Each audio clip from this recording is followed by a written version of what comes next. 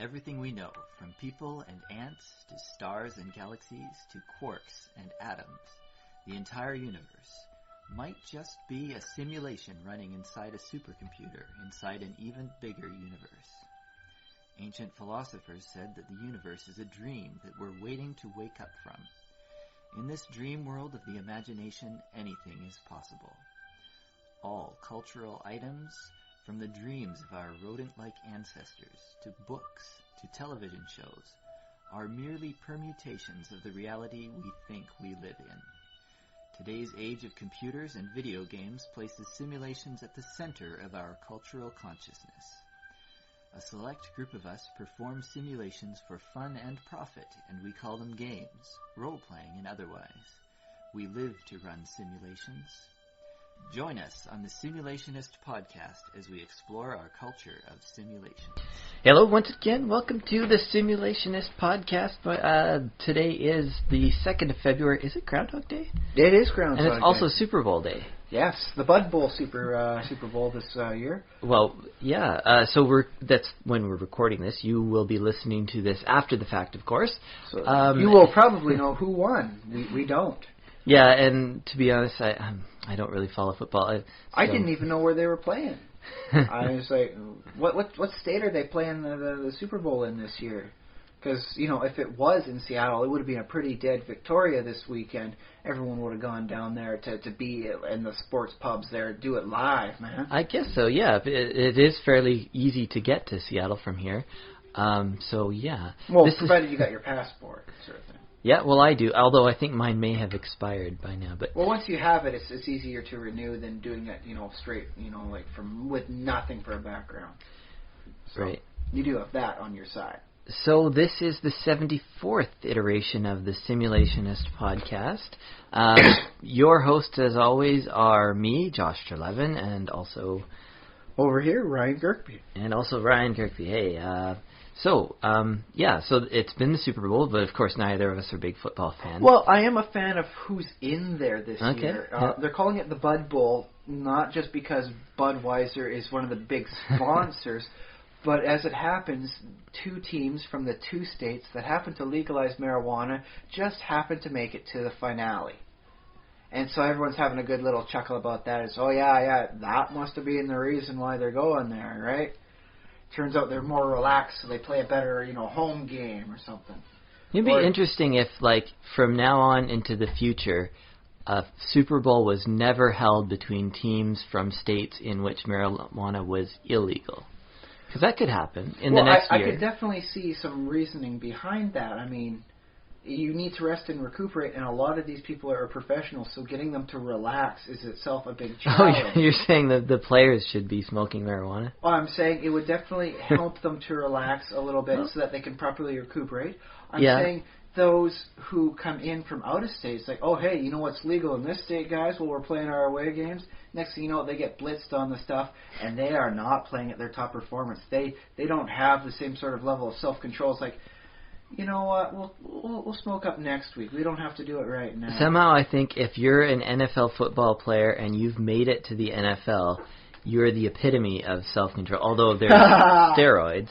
Yeah, I gotta say, the amount of people getting arrested for doing stupid things, even though they're making several $1 million a year, and really shouldn't want to try and jeopardize any aspect of that, is surprisingly long. So, as it turns out, playing in sports does not give you enough common sense to realize don't ruin a good thing. Well, I always thought that in order to be a championship-level contender, you sort of have to be disciplined, but I don't know. Well, that was more the case back when they had fewer teams, but now they've got so many teams, it is kind of a dilution of ability. And so they need more people just to fill in the ranks, and whoever's good enough is now good enough to get in. So you don't need to be like the all-star that you needed back in the 50s when you really had to cut the mustard just to make the team, because there was only a few teams per unit area. Yeah, only a few teams, but I think, and I say this not knowing anything about sports, or especially not football, but I think that competition has only gotten harder, and the game has only gotten, they talk about how hard they hit and how many pounds of force you're encountering, and they say that it's just gone up and up and up, and the average size of players gone up and up and up, and the competitiveness is just more and more. Oh yeah, and the stress from that, and just the sheer level of competition it can do strange things to any human psyche, and so maybe why they resort to the illicit drugs. Well, maybe that's a reasoning for it that you can at least understand, even if you don't approve. Well, and there's sort of different classes of the drugs they turn to, because on the one hand there's performance enhancing, which I think is very hard to resist as a temptation. It's very hard to say. They're always saying every time you practice, you got to try harder, you got to be better, you got to be stronger. So I don't know what the status of that is in football, but I imagine it's very tempting. From what I've been told, almost any professional sports, it's nearly just like dirt, in a field. It's there. Yeah. It's just all you have to do culture. is look and just move your hand a little bit, and you'll start seeing some. Okay, but then there's the recreational drugs, and you get those because the players start thinking they're a big deal, and everybody's telling them, "Oh, you're so talented, and you deserve all these things." Gets drunk and drives exactly. Sports cars. The rock star mentality, or pop star. We'll call it the rock star mentality because that's where it kind of started from. And that's kind of where you still see the attitude from. It's like, I'm God's gift to blank, and there's sports, women, music, whatever it is. You wind up. I think the term is drinking the Kool-Aid. You start believing the hype everyone is giving about you. And so it's like, I'm the invulnerable He-Man. Of course I can drink and drive, and it doesn't matter who you are. No, you can't. you really can't. Yeah, and I guess, just remember, if anybody's listening out there who is planning on becoming famous someday, just maybe keep that in the back of your mind, that you're still human and all that. Maybe hire somebody just to naysay everything you do to help keep things in check, because you're going to encounter a lot of yes people. A lot of people just trying to leech off of the cash. They're going to say yes to anything you want, so long as they're in as a part of it, and they're going along so they can get their free ride. Having that one naysayer there who's always allowed to naysay you might be just the thing to take the edge off of the growing insanity of becoming famous. Maybe. Could be. It's at least worth a try. This is advice coming from some guys who've never gotten famous, but hey. We haven't gotten famous yet. There's always time for the future. Yeah, with our fantastic podcast.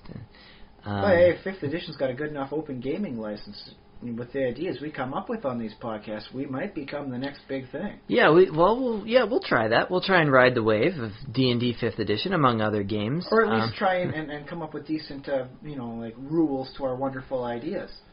And if the rules are compatible with the ideas, and they're good ideas, well, then people will take notice. That's just how it goes. Yeah, well, that's our plan for the future. Little sneak peek that we're going to be bringing more things for you, like little tidbits, releasing them on our in the same blog feed that we put the show in. Unless the open gaming license is really restrictive, in which case we might have to go elsewhere for publication stuff. Yeah, well, there's always Pathfinder, which is based on an open gaming, like the old 3.75. The previous, So let me see. We talked about that. Who we are. What have we been up to this week? Well, let's start with you, Josh. What have I been up to? Well, I don't know. Not too much. Always playing Minecraft. Always playing a little bit of that. There's nothing wrong with that. I moved to the desert. For now, it's not that big of a desert, so it's easy to get out. But I decided I wanted to make a glass factory. And then so I put it in a place with lots of sand, which is the desert. So I'm basically planning on upturning the entire desert and turning it into glass. So are you going to try and completely replicate the entire desert perfectly into glass, or are you just going to strip it down to the bare bones and turn it all to glass? The idea was to strip it down and use it in other buildings in other parts of the world. But that is a thought. Just have a glass desert. I like that. Practicality, almost none. Cool factor, pretty high. Yeah. So. And a long time ago, somebody posted a suggestion. It may have come up on another podcast, But they were saying that if lightning struck the desert, it should turn the sand into glass or something. I think that would be a nice little addition. You've heard of those, right? The fulgurite, I think it's called. Yeah. Well, heck, some of that stuff is potentially how we got the religion for Thor being how he is. Oh yeah, like they got some kind of frozen thing, lightning. Yeah, that there was actually some manifestation of the lightning and the thunder striking the earth, being, this must be physical, and it leads it. Go on to the Wikipedia thing for Thor. There's some very interesting ideas behind the name and behind origins as to how the religion may have started. Very good read. Well, it's the Wikipedia. Everything on there is pretty much a good read to somebody. All right, cool. I've also been watching Community. That's the show. I think it's on NBC. I don't watch it on NBC. I just download it on iTunes. I pay for it, so You get it off the internet for legitimate purposes and style. Yeah, and I still don't have a Netflix account, which probably the amount of money I've spent on iTunes downloads, I probably should just go ahead and switch to Netflix. But anyways, Community. It's a show about a community college. I think we've talked about it. It has a very good cult following, very highly regarded by those who like it. Yeah. Being canceled how many times now? Well, I don't know if it hasn't actually there hasn't been a gap. Like it's been it's on season 5. But it's always been hanging just by the edge. But it has it has been on a thread. Yeah. They've never been renewed for 3 seasons or anything like that. It's always been 1 season. I think it's 1 season at a time. So they don't know for sure how long it's going to go. There's some sort of meme saying, we want to do 6 seasons in a movie. So that's I guess that's turned into a catchphrase or a mantra or whatever when people they turn it into maybe a hashtag. I don't know. Well, I think that's just kind of like the ideal goal for almost any TV series is you go too much longer and people just it's changed or it never will change. Why do I bother watching it? Yeah. And then getting the movie at the end is always a nice way to cap things off. Yeah, it makes sense. Well, that's probably a topic of conversation for another day of how long to hang in there with your show. I would think as long as it's making money, you should just, forget artistic integrity if you're Bill financially Watterson successful. Can go sit on it and just, be his own self there. Yeah. Some people need to make sure they've got the steady paycheck coming in, and there's nothing wrong with that. Yeah, for sure. And especially with television because you have many people depending on that. So that's a livelihood for a lot of people. Heck, you can even look out further and further. I mean, it's not just, getting a good program or good enough program on TV. The more of these, just good enough stuff you can put on there, the more chances people are going to keep watching TV, which everyone keeps saying is a dying medium. So, cable people need it, all the sorts of groups, this could conceivably, touch into a lot of groups, and there's nothing wrong with trying to maintain the good old-fashioned style, provided it's good enough for enough people. Yeah, I think so. And, I think as long as you have an audience that's watching, go, why stop something that you're doing? Of course, individuals, this is what happened with Community, is a couple of, Chevy Chase. Chevy. With a Chevy? Yeah. Chevy Chase or Chevy? I think it's Chevy, just to make sure nobody makes Chevy jokes with him, because otherwise we would have been seeing him just advertising the cars for years now. Okay. So he left the show, and I think they may have kicked him off or something. I'm not sure how that happened or whatever. But anyways, I think he had, falling out, not with... Or it could just be he didn't want the hassle of, are we renewed? Are we renewed? Are we renewed? Well, yeah. I'm an old man now. I'm Chevy Chase and you're not. I don't have to take this. But anyway, what I was saying is, even though there might have been some drama involved with his leaving, what I want to say about that is that the show can go on. The show can continue to evolve and change, but you can lose a character and... the show obviously has to change because that character meant something to the show and pushed it in one direction, and then if the character's gone, the show needs somewhere else to go. But still, you can lose people and you can add people and have a thing that continues. And that's what I was saying about the death of Brian Griffin. Oh yeah. You can still mix a couple things up. Episodes back, couple iterations. They back. Brought him back all quick enough, and that was pretty much a given. I just always wanted to say it's not necessarily a bad thing. There's a lot of positive ways you can look at it.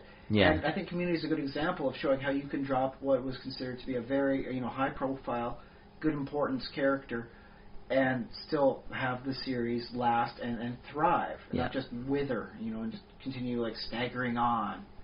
Yeah, and I suppose I can mention they also lost as a what's his name? Donald Glover moved on to other projects too, so he's not on the show anymore. So another character. It doesn't necessarily mean the end just because you lose the one person. Yeah, I think so. Unless it's a Joss Whedon series, in which case it might indicate getting towards the end of the series, but that's just how he sets things up. We never had a Star Trek where the captain was no longer the captain. Do you think, I think maybe Star Trek, you need to have, the captain. You can lose almost any other character, but if you lose the captain, you don't have the same show anymore. Well, I remember The Next Generation replaced Dr. Polanski with Crusher, and a lot of people liked that because Pulaski was not a very well-liked character.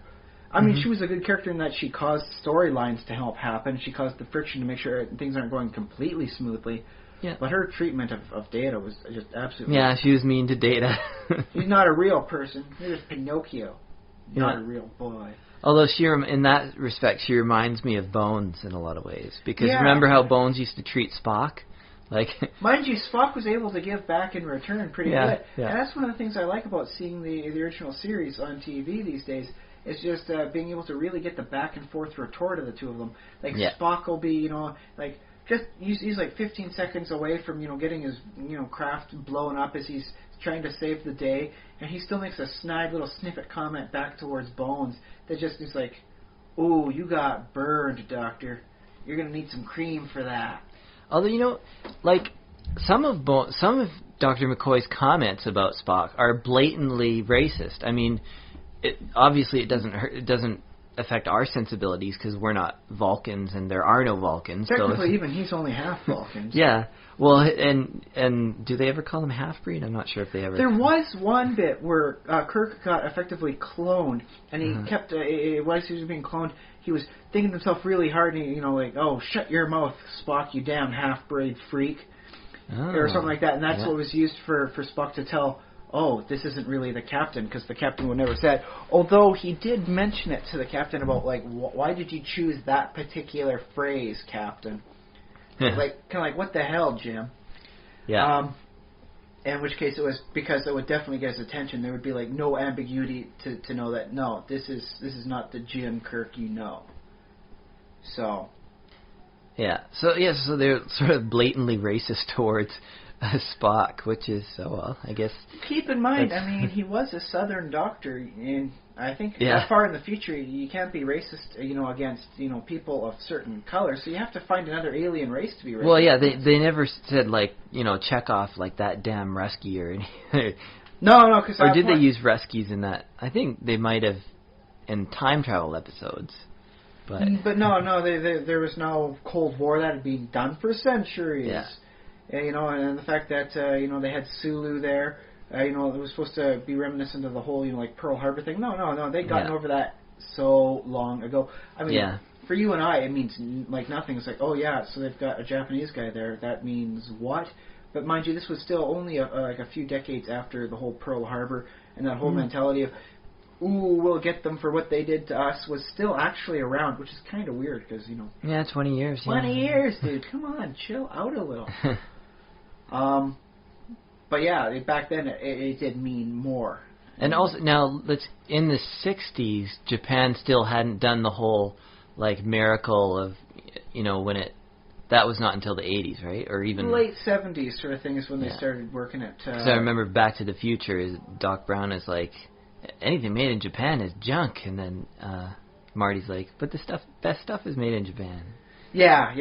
That's a nice way of showing, especially for the younger viewers out there who don't necessarily know things change with time. No, you actually just watch some Back to the Future, and you'll have a good show, and you'll learn. Yeah, perspectives change with time. It's a Japanese part. No wonder it manufactured. All they ever make is junk. It's no, Doc. In the future, they make great stuff. By the way, when was the future in the Back to the Future? When, like... 2015 was their... So next year is... Yeah. Back to We got 1 year to come up with hoverboards and reintroduce chainmail as just casual wear. Okay. So I'm okay with the chainmail stuff, because you get yourself a decent T-shirt underneath, and you could pull off the look. Maybe not during the winter months here in Canada, but definitely during like the spring to mid, even midsummer, I think. And then things getting a little too hot for that, and you could pull it off. Okay, so there's a window. There's a window of possibility. Maybe if they come up with some nice stuff, maybe some like aluminum stuff that would actually help keep you cool in the hot months of the summer. Oh yeah, why not? I mean, there's people with bear suits, and that's a thing, but. So I think we got time for it. I honestly don't know if hoverboards are something I want to bring into 2015, real 2015. It just seems like you can fall off a little bit easier on them, and there's enough people hurting themselves that way already. Well, the only advantage I see of hoverboard, well, I guess, I mean, if besides you could... the cool factor. They're cool. You wouldn't have to do maintenance, although I suppose you'd have to do, like, computer maintenance. Take it into the shop to, get it recalibrated, because, it knocked against too many things. Yeah, but, I mean, you would, I don't know, I guess you'd save money on the wheels, because skateboard wheels wear out, and the trucks wear out, and things like that. Well, here's the thing, is you wouldn't be able to grind the same way. Is either you're hovering on the rail as you go down, or you're grinding like the electronics and all this highly sensitive equipment on a metal rail, and it's like, whoa, dude, whoa. This is cutting-edge technology. What the heck are you doing? Well, no, because you're, like, an iPad or a tablet will vibrate. Can you imagine an iBoard? Yeah, there's an idea for Apple. It's an iPad that's also a skateboard. That's what they do to recover. It's like, well, can they be as good after Steve Jobs is gone? You guys come up with the hoverboard. With the music iHoverboard playing, and all that sort of stuff, all the multi-functionality you guys seem to love. There. Even I will proclaim, they've managed to get out from underneath the shadow of Jobs. The iHoverboard. You guys have 11 months to get it going. But yeah, it would have, the vibrating and the force feedback, so even though you're technically not actually grinding, it sort of vibrates to simulate the grinding. I'm just, a little worried about, like the whole potentially grinding the board itself against something, because it will be cutting-edge technology. No one is going to readily abuse their latest iPad. No one's going to, put that in the dishwasher or anything. No one's just going to, try, swinging that, down, the hallway sort of thing and let it skid on the bottom of its surface down the floors because it's been polished. No. Yeah, I mean, well, they have a whole another year to make it more robust. I mean, how many new iPads do they make every year, and iPhones and everything? A lot. How many new models do they come out with? Only China knows.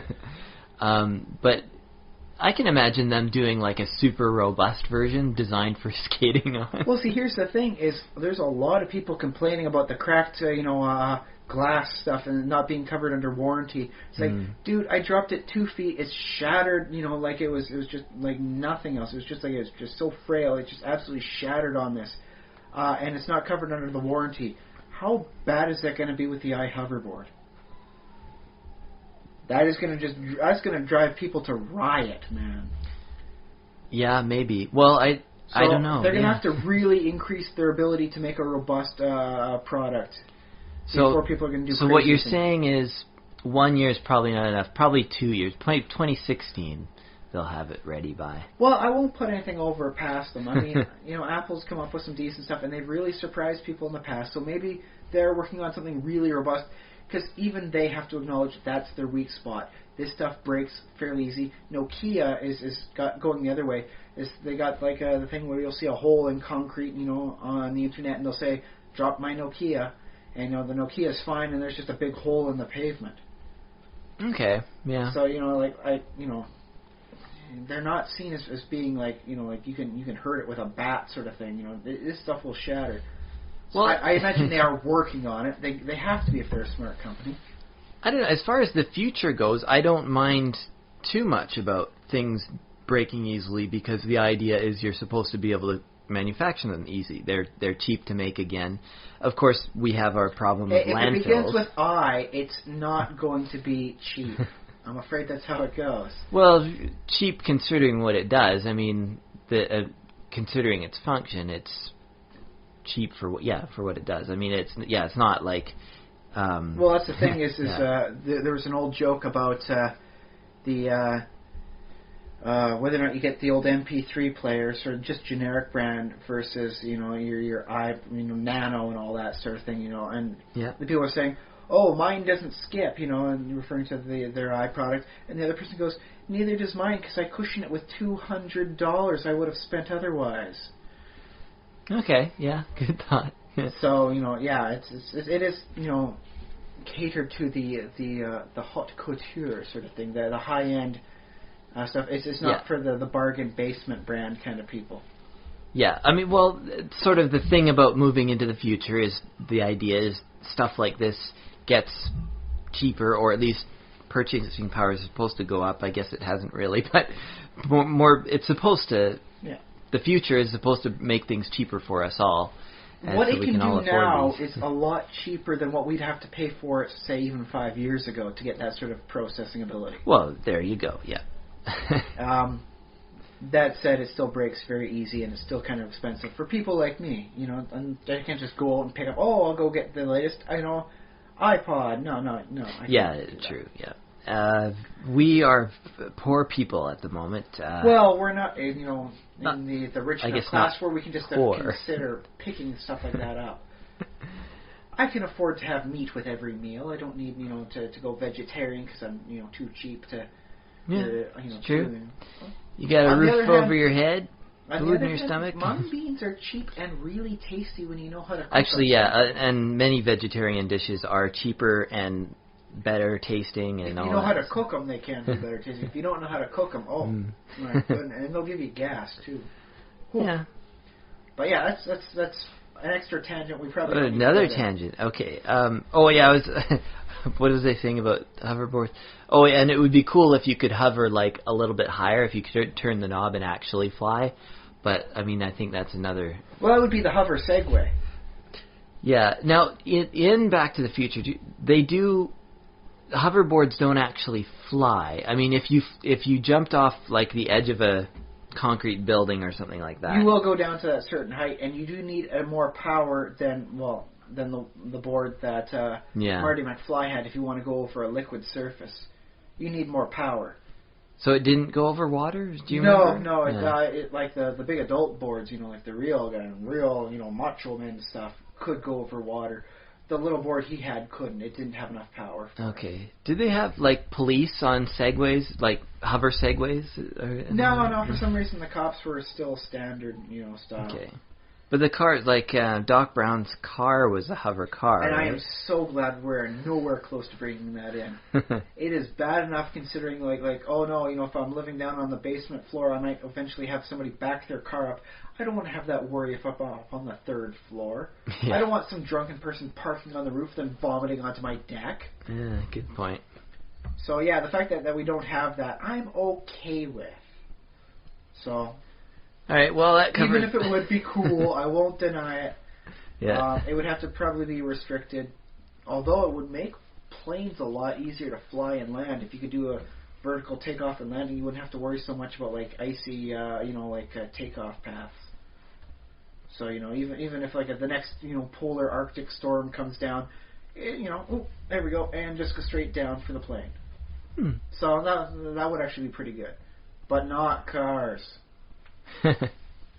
Yeah. I will not trust that to the average person, and I'm sorry. Yeah, that's fair enough. Oh, okay. But not really sorry. Not really sorry. But yes.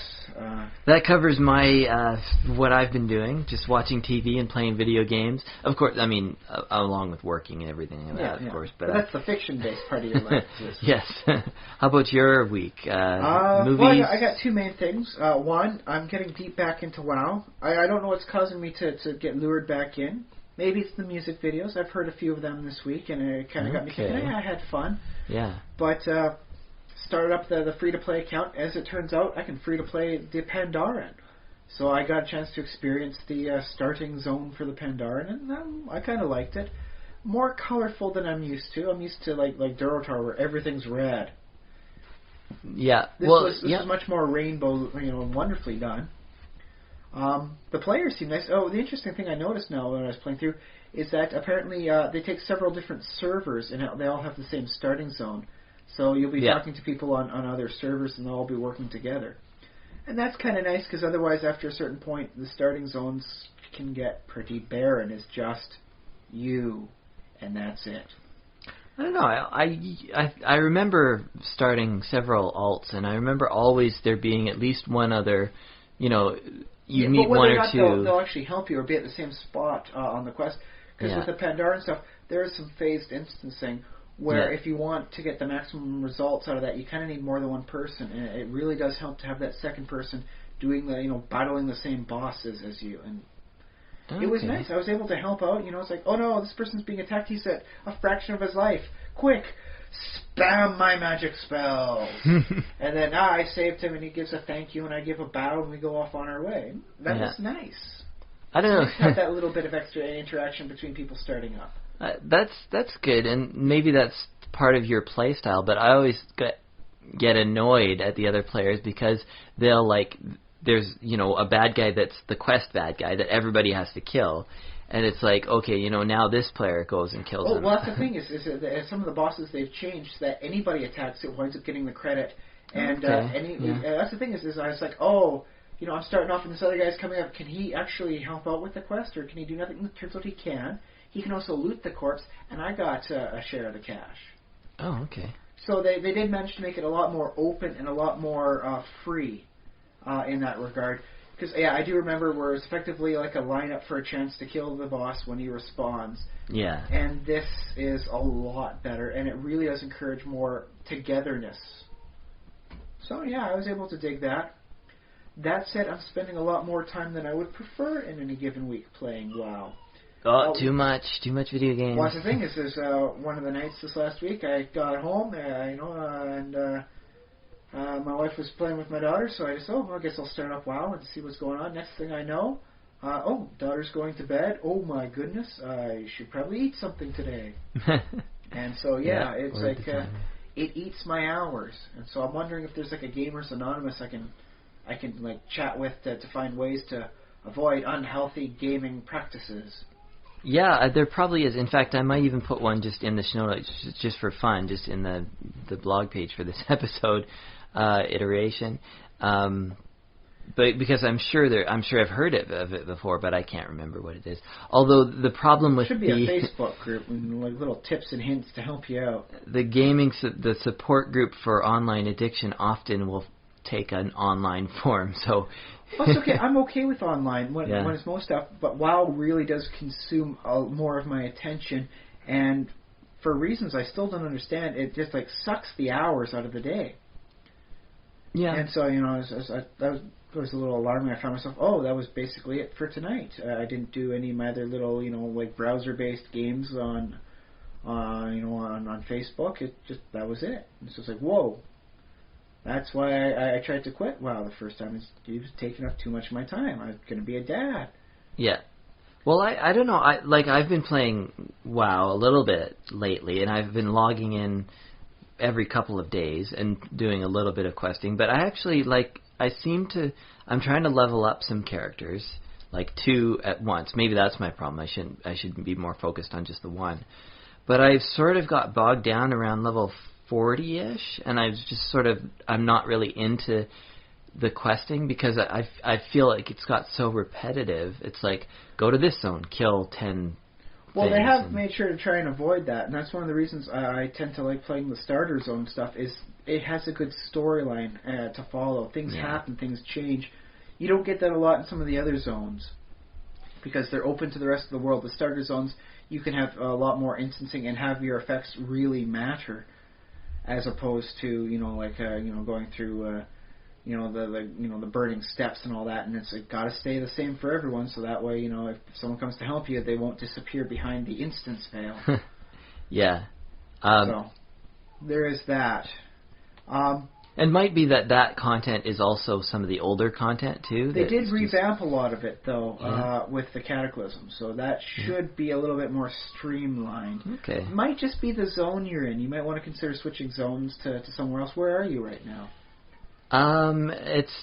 Is it the Badlands? No, what is the... I think is it Badlands? It's just south of the lake, south of Loch Modan. Ah, yes. That one's always been a bit of a dull one. Although there's the Rathian guy there, where they do some nice work with the Black Dragon flight, if you can find it. Okay. I encourage that one to be pursued for a storyline. Other than that, you might want to consider something like Winter Spring. Okay, yeah, that sounds good. It has a bit of a different style to it, and it's not that bad. I've passed through Winter Springs, but I don't think I ever did the quests in there. There's some fun stuff there where you can find random creatures that wind up giving you like a stat buff, or and you got to kind of hunt them down. So there's some nice other things to do while you're going from A to B. Keep your eyes peeled, sort of thing. And there's always furbolgs to kill, and I kind of like killing furbolgs. Okay, I did do Fellwood. I did. Like a long time ago. Well, then you should go back to the Fellwood area. They've revamped it, and there's all sorts of fun stuff. Little small areas, much more compartmentalized as you go up through the area. Yeah. And there's a giant chicken to defeat, so that's kind of fun. Oh, giant chicken!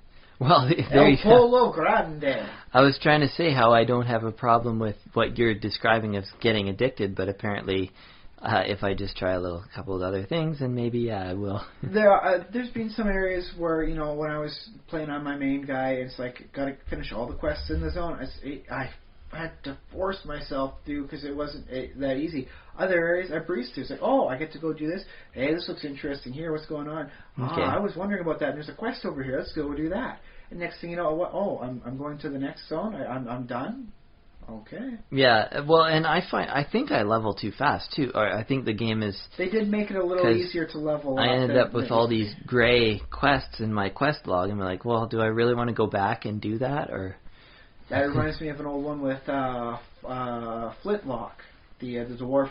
Yeah. It was a series of comics online with GameSpy and all that. The guy is actually now. Has Fargo Flintlock as an NPC. He's one of the designers for WoW in there, and that's kind of fun because you actually get to see him. Mm-hmm. And one of the bits was him writing to the mayor of Red Ridge about attacking, spiders attacking. Since then, I've gained 5 levels, and your quest is great. It is no longer worthwhile for me to save your town. I'm sorry to say I am removing the quest from my quest log, and I hope the best for you. No hard feelings, Fargo Flintlock. Yeah.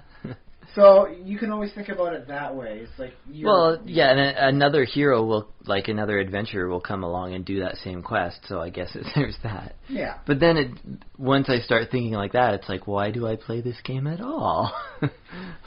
Sometimes it's fun. I love playing the Goblin. I love doing trying to be the hero. They don't always succeed, and I gotta say, once I was done with the Pandaren starting area, I was not enthusiastic with joining the Horde. It just didn't feel right, didn't look right, and if I join WoW again, it'll be just to go on the raid to kill Garrosh. I hate him so much. They did such a good job of making him a hateable enemy. Yeah. I'll go and I'll join the Alliance just so I can get a guy up there so I can kill Garrosh from the other side too. Yeah. Well, I also apparently you don't really kill him though. He's a big Garrosh. bad in the next expansion too. He comes back. I also wanted to mention about WoW in particular is that we talk about the gameplay so often. We go, this was fun, that wasn't so fun, or etc. But then I was thinking about WoW, and it really is more of a chat program wrapped or with a game attached to it, right? They do have a very good chat right? interface compared to other games. Well, I mean the whole thing was, they had games that were basically that were single player questing that were very well designed to be fun and you go in, it makes sense, and you do this thing, and then it's done in the world, sort of thing. Yeah. And that was basically the Warcraft games, Warcraft 2, Warcraft 3.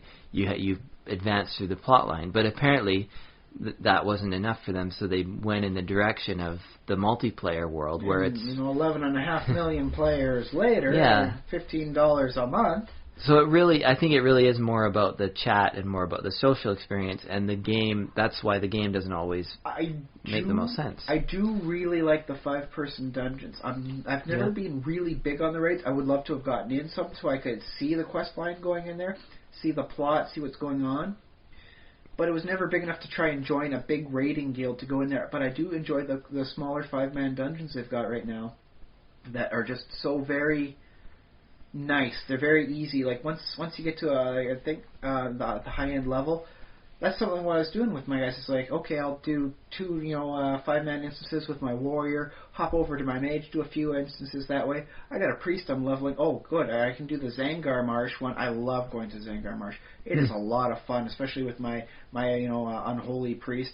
Yeah, let's have some fun in there. And that's where I really got a lot of my kicks in. So it's funny too, because you can do those over and over and over again. And I was okay with that, just seeing how it plays out differently and being able to refine my tactics.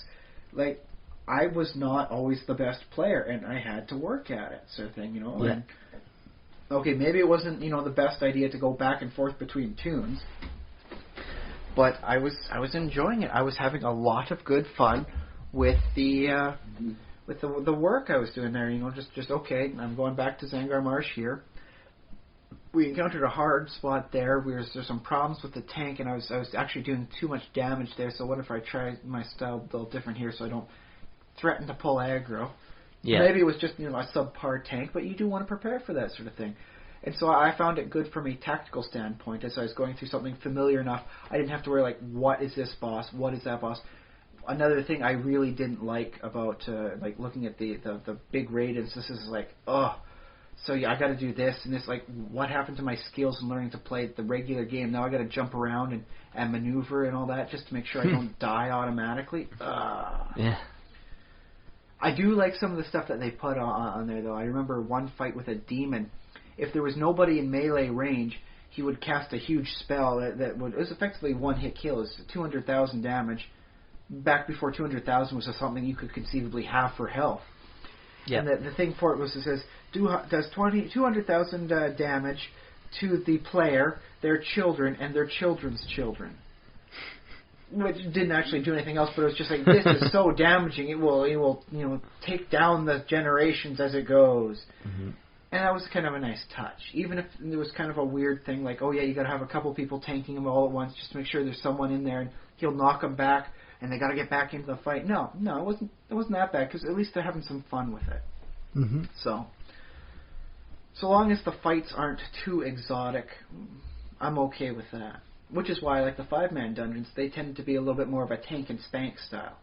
Right, yeah, straightforward. Lets you really mash your buttons and just fight with the skills you're given, not like, oh, okay, now you got to run around and collect spears to shoot at them to nail them into place so you can attack them properly. No.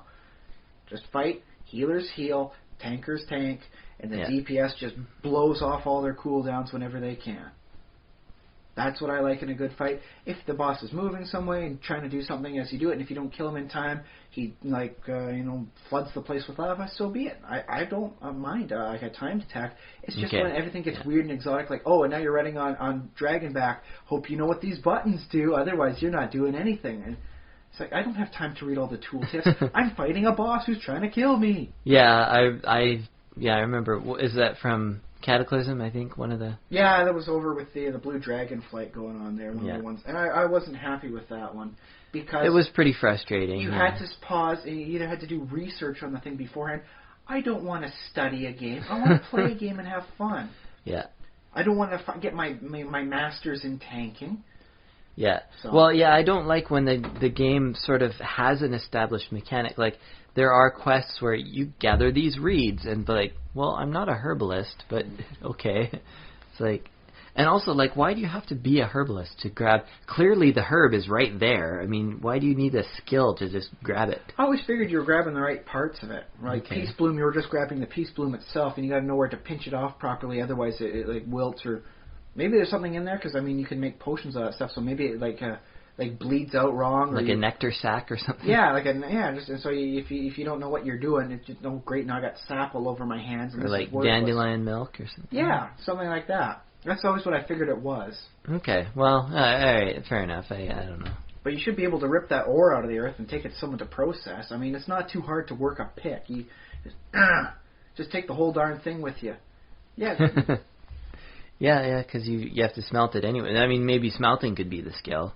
Although, again, just dump it. Well, no, smelting can't be as easy as just dumping. You should be able to collect it, even if you can't smelt it. Take it over to someone who knows what they're doing and say, yeah, I can smelt that for you, but boy, you should have picked it a little cleaner. It's like, well, I'm not skilled in this. I just took an axe, little pickaxe, and I swung at it until I knocked the whole thing out. It seems like it would make more sense to just sort of not be able to see it if you weren't skilled. Like, if you can't distinguish this kind of rock, like the rock with the ore in it, from other kinds of rock, unless you have the skill. That would be pretty good. I can understand from a group perspective, though. It's like, oh, dude, I found this node here for you. It's like, oh, wow, I didn't even see that on my mini-map. Thanks, guy. Mithril, all right. Yeah. And so I can see it from that perspective.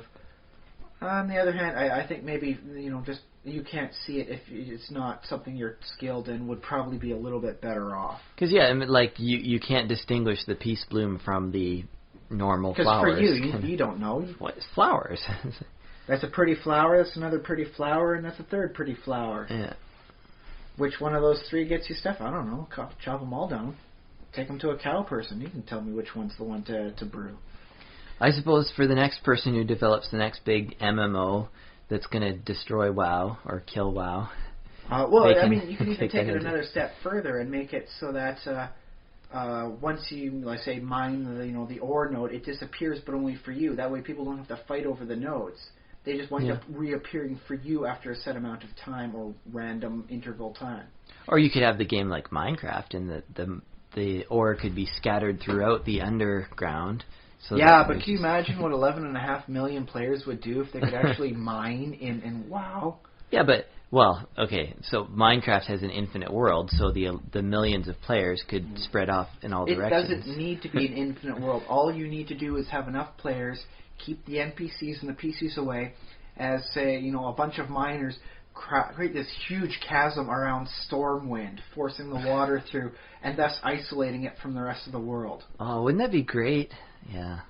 That would be kind of awesome. I think you can download an Azeroth map for Minecraft, and you can actually that might be definitely worth checking out. And I'm gonna have to do some Google foo on that later on.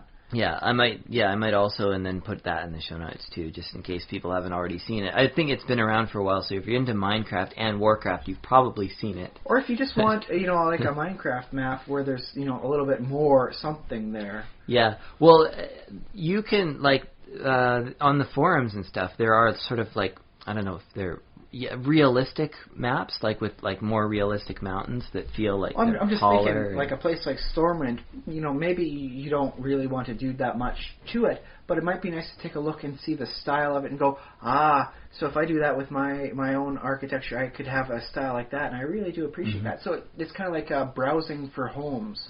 Yeah, although as far as I remember from, I think, the stage that I saw the map at, it was very crude. It wasn't granular, so the buildings in Stormwind were basically just stone blocks that looked like blobs.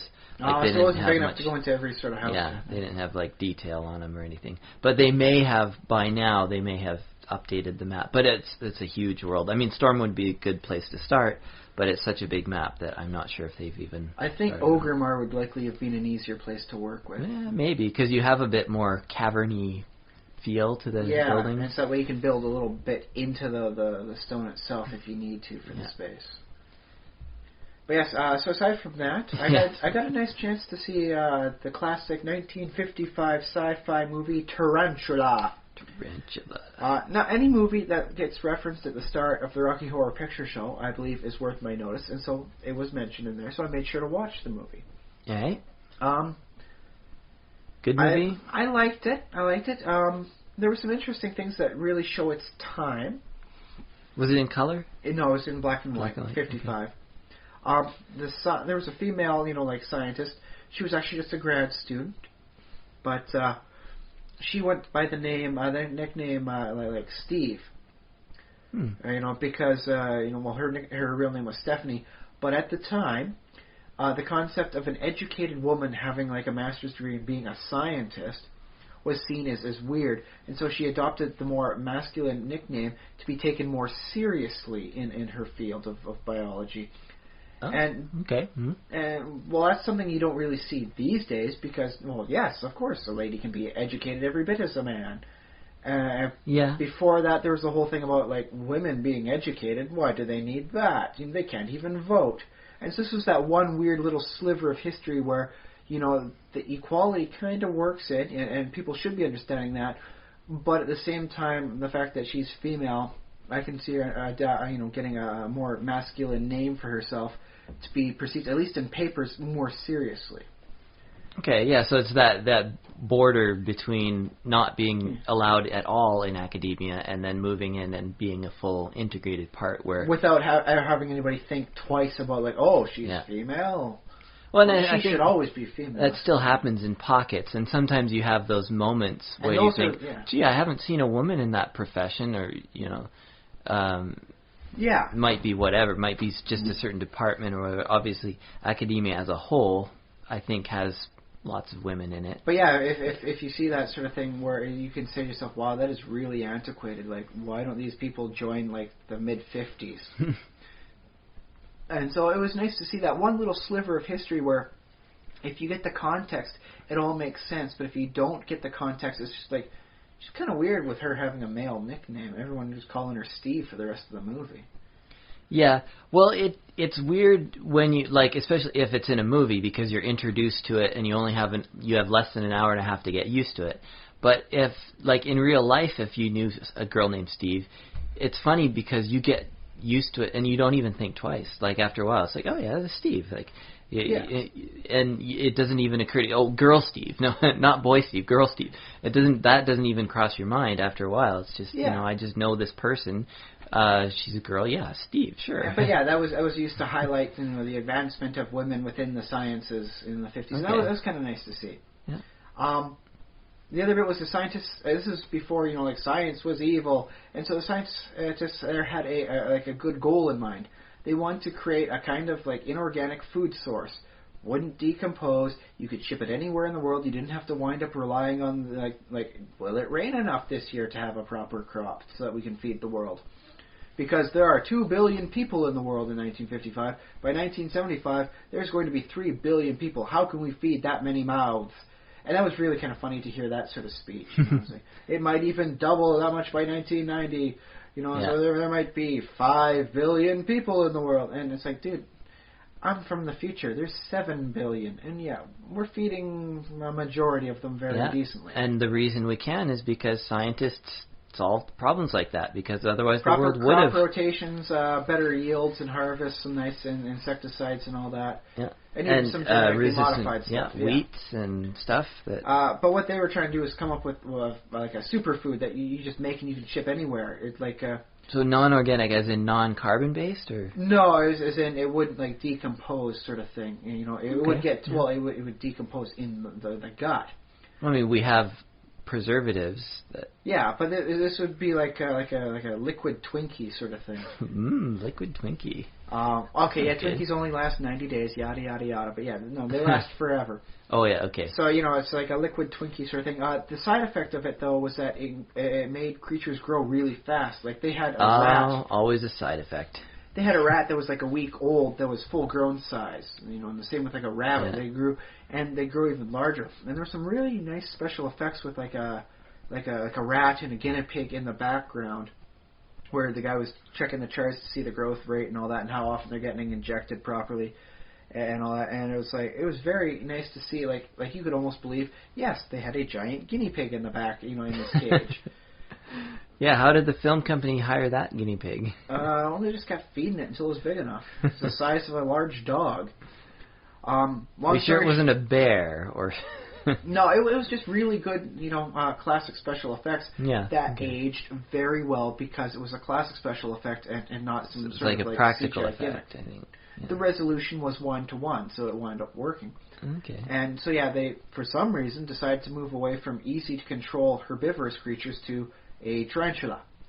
Tarantula manages to escape. They think it's killed because of a fire, and all the other creatures died and got burned. But no. Mm-hmm. Spider escapes before the fire starts, and grows, I'll put it about the same size as maybe a large, 3-story house. Yeah. This is a big spider. And spoiler alert, they kill it in the end with napalm. Okay, yeah, sure. Napalm, that's a good, useful thing. Well, I mean, a lot of people say, oh, like how could this possibly, like destroy such a large creature? It's like, dude, it burns and it sticks to flesh. Yeah, it'll get it pretty much anything normal. And it was kind of nice to see a creature die from more conventional means, like they didn't have to nuke it. On the other hand, you could make an argument that, this was the leader of the squad plane that dropped the napalm was Clint Eastwood. Uncredited role, but you can look him up on Wikipedia. Okay. It mentions he's got an uncredited role. Yeah. All you see is his eyes. Clint Eastwood, cool. But if it's a badass like Clint Eastwood dropping napalm, of course it's going to kill a giant tarantula. So in a hindsight perspective, it actually works because, like, why did it work? Because the guy who led them was so awesome. Okay, that solves all our logical problems. It's Clint Eastwood, of course. When he drops fire, it's going to kill a gigantic beast. Yeah.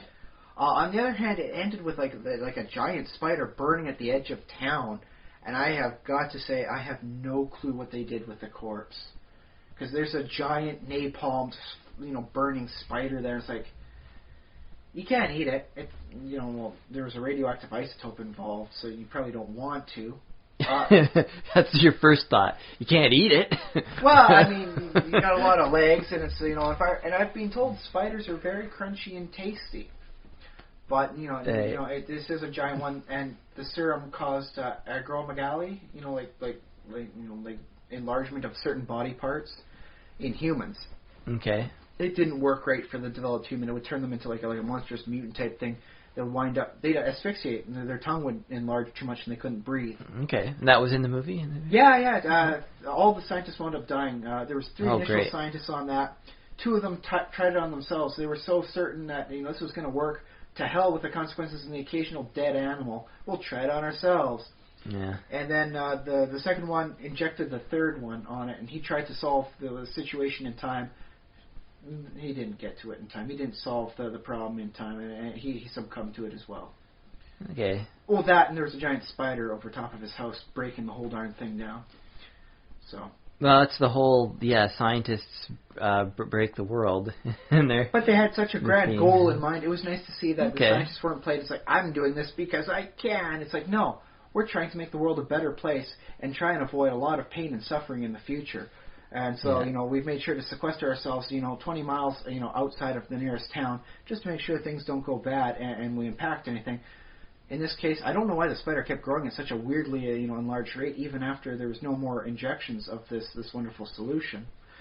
But it did, and it was killing people, leaving only bones behind. That was rather nice to see. It's like, oh, what does it leave behind? Well, this giant, venom, just, on the ground. Is it like dissolve them with enzymes or something? Or? Well, that's the thing, is how they worked it, that, only bones were left, so you want to show that it's killed a couple of people. You don't need a hideously mutated corpse. You just get yourself like a skeleton you see in a science lab on the ground. Okay. Put a few cow bones next to there, and so that way they could actually show what it was doing without it being too gory for 1955. In nature, doesn't a spider shoot enzymes into it, it bites the prey and then it squirts enzymes the organs into it, and then it kind of sucks it out like a Capri Sun drink. But I guess I guess he's not going to be a sponsor for our show anymore.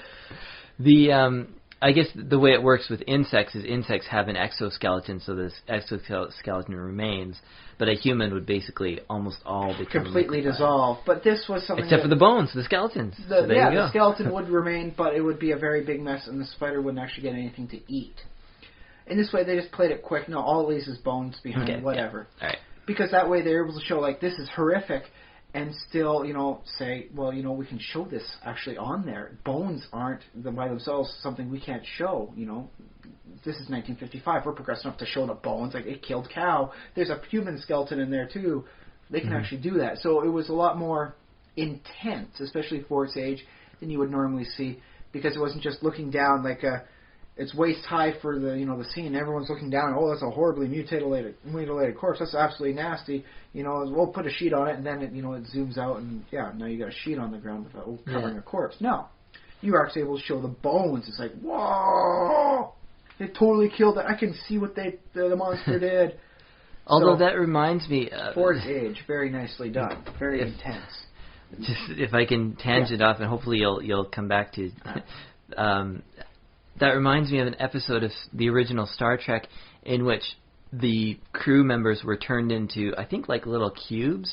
Oh, basically. Yes, it's like dodecahedron sort of thing, and he just crushes and then one of them I mean, that made me sick to my stomach. Like, he crushes a cube. Like, it's a sugar cube or whatever. Those were the guys that were from, like, beyond the universe, and they lost their shit because there's that barrier around the universe. Yeah. And they're actually, like, Cthulian monsters, but kind of squeezed into humanoid bodies. But I find that was so weird that would affect me that way, that, like, it's like the skeleton thing. It's like, oh, it's just a skeleton. It's like, whatever. It's like, oh, yeah, person, they died. But for some reason, like, transferring... This contains all that they are, and we can revert that, unless I do that to them.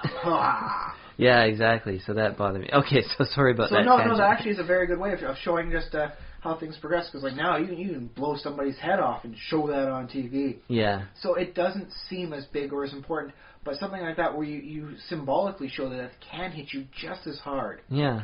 And I do remember that scene in the Star Trek one, and that got to me too. It's like, whoa! Yeah. Huh. It's like they were like in some sort of weird, like dodecahedral stasis, and then you crushed it. Now they're perfectly lost. And it hit Kirk pretty hard in that episode too. Like that's one of his crew members. Yeah, and that always hits him hard. And that way you can show the crewmen being like lost in such a graphic, physical manner without like them blowing their head off. So it was just rather nice that way. By and large, I did like the movie. The special effects held up very well over time, and it really got me to rethink how to utilize a giant insect in stuff like D&D. Or arachnid, as the case may be. Well, they got a lot more insects in there, like giant wasps and all that. Yeah. In this case, when they were running away from the spider, they were able to outpace it in their cars, but the spider just kept on coming. And so it was effectively like a creeping wall of doom that was ever slowly approaching, and they could outrun it, but not forever. That's a good trope. Yeah, that's hard to do in D&D, because D&D is often confined to, here's your 10 by 10 space. And it might be, here's your 20 by 20 glade instead of a space, or here's your box canyon. But if in order to have like a advancing encounter, that's something else. And so I would wind up. I think like, well, if they tried taking an off-road, that would be in the D&D the equivalent of harsh terrain, so they get a speed penalty. So they have to try and maintain themselves on the road. Yeah, and D&D, I guess they'd be, I don't know, riding horses or just running, I guess. Or, if you're a monk, you can keep real good pace. So. Yeah. And so, they tried stuff where, we're far enough ahead, we can set up a plan, get some dynamite, and try blowing up. Dynamite didn't work at all. The spider's walking on just spider legs. There wasn't enough to really hit the main body, because it was just on the ground. All they did was, destroy the road behind them. So, but, it was rather nice to see them try it, a few times they stopped. Oh, shoot out with the cops. And then it's like, no, the car, the engine's flooded, and the two cops wind up getting eaten, because they couldn't get away in their car. And so the concept of the large monster as a creeping wall of doom as opposed to just a large monster, I might try that at some point in time. It really seems to have a nice thematic suspense to it. Yeah, it's a cool trope, like from the movies, and then how would you adapt that to a D&D encounter? It would work very well for a story too if you're writing it. Or in a so that way the monster isn't really a monster. The monster is like nature itself, like an obstacle. Like you could have it as like a torrential downpour coming. And it's it could be a flood or even a tsunami or something. Well, I was thinking in this case it could be like an acid rain sort of thing. You got to keep ahead of it. Yeah. The danger is not going fast enough. Or what about a sandstorm, maybe? Oh yes, sandstorm could work, and then you're stuck, until the sandstorm abates, and by then it'll be too late because you've got the cure that'll save the little girl in the town, sort of thing. So you really got to race, against this encroaching wall. And I kind of like that encounter. So I was watching the movie, I was very impressed. Also because the special effects were quite well. So when the spider comes out over the hill, it is really freaking creepy. Like the one news reporter says, I don't believe this story quite yet. And the guy says, oh, you'll believe it. And then the spider comes up over and Grant Trench was like, holy, whoa, I believe. This is like a a 3-story giant freaking tarantula. Yeah. So. Well, personally, I wouldn't believe it because I don't think the exoskeleton scales to that size. No, I have done some work with that back in university. Like a spider, even approaching human size and weight, would wind up having to be about 50% exoskeleton to avoid shattering like glass. Because the exoskeleton doesn't scale up very well. Yeah. There's also some book-lung breathing problems. You know what? It's soft science. Whatever. I'll just let it go for the sake of an entertaining story in this case. I don't expect my 1955 science to be really high cutting edge. Okay. Like, if they even bothered to look up book-lung back then, I would have been horrifically surprised. Like, they mentioned, the book-lung, they shouldn't be able to breathe that size. Well, it's a 3-story spider, Doc, and apparently it doesn't care about book lungs. So, whatever. But yeah, I thoroughly enjoyed it. If you ever, have the option of watching it yourself, you, Josh, and you out there, on the wonderful internet on the other end there, get the opportunity to watch it. Tarantula, 1955. Yeah, watch it. It's got a very nice thing. There's some pretty big names for people in there. The one girl who played, Dr. Steve, she wound up being like a contract player for Universal, so she might look familiar if you're a fan of the classics. So, there's some other big name people in there. The guy who's the financial advisor to the Beverly Hillbillies was there, but you might not recognize him because he didn't have a toupee on. And yeah, if you're good with eyes, you'll be able to see, Clint Eastwood and recognize him. Because you only see his eyes? And just for one quick scene, it's a blink if you miss it sort of thing. Maybe if you're really good with voices and you know what he sounded like as a young man. Mm-hmm. But yeah, like most of Universal stuff back then, heavily packed with stars and reoccurring, actors. So. Yeah, because the whole Hollywood is all inbred. Well, back then they had a whole contract players thing where they'd be able to produce a lot of movies because it's like we need 3 of them for this, a guy who can do that, and someone over there. Bam, pull them off the list and get them going. I don't know if that works as well today because a big name star can get in a lot of stuff even if the movie is subpar. But if you've got a good plot to go on, then you need the people. There we go. You're on the list and you're going because we got you on contract. Cool. I think it's pretty awesome. Might be nice for secondary characters and background stuff. I think you can get a lot of work done there. And it'd be nice to have the people say, oh yeah, Universal's really helped support me, even though I'm only a B-list, secondary actor. Yeah, you don't hear that. Well, that's the thing is you get that sort of loyalty there, and people will hear about it, and that gets you some good public attention you cannot otherwise buy. So it's good word of mouth. Yeah, it would be kind of cool if Hollywood had like people-focused organizations. Well, and I hate to say it, but with the way reality TV goes these days, you could be like the next contract player sort of thing, and they could sign like 3 or 4 people up a season for like a 5-year contract. And you could get the people that's like, oh yeah, that's right, he was in these movies here. You can see him in the background. He was the bartender here. He was the sharpshooter that got shot in the head over there. And over here is this one and that. Because these people played all big variety of roles. They weren't typecast. It's like the one female scientist, she was a gunslinger in one, she was like a cave girl in another. Whatever movie they had, and, we need a girl who can do a couple voice bits, toss her in. So yeah, it was some rather nice stuff, and I thoroughly approve of the movie, but I can't give 2 thumbs up because I believe that's copyrighted. Yeah. We'll come up with a thing. 2 iterations approved.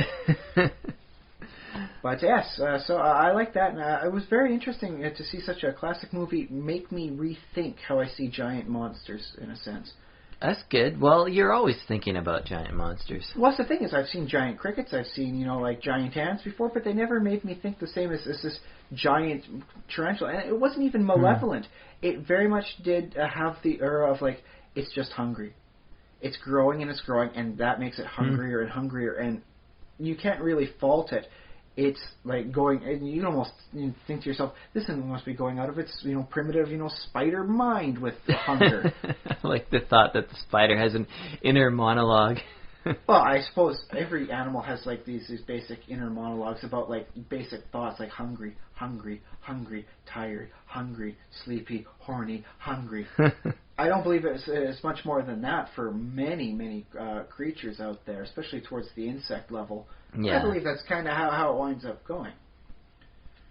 But, so yeah, I was thinking differently and I figured if the movie makes me think differently about things, or at least makes me reconsider stuff, got to be a good movie.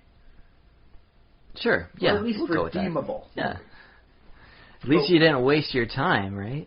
Well, there's always the netbook with me. If the movie proves to be not worth it, I'll turn on the netbook and start browsing the internet. Cool. But, yes, I suppose we should go into a main topic. Yeah, we had a main topic. It's another monster topic. We've done this a couple times in the past now, so I thought we'd just use a monster as a touchstone. This time I wanted to bring in ghouls. And that's different from zombies, because zombies are sort of mindless, not too powerful, but they're mooks. They do have strength. I mean, there's the occasional one where you encounter a zombie that is intelligent and skilled. I remember it would be Joe's zombie. It'd be by the same guy who did the Cyanide and Happiness cartoons.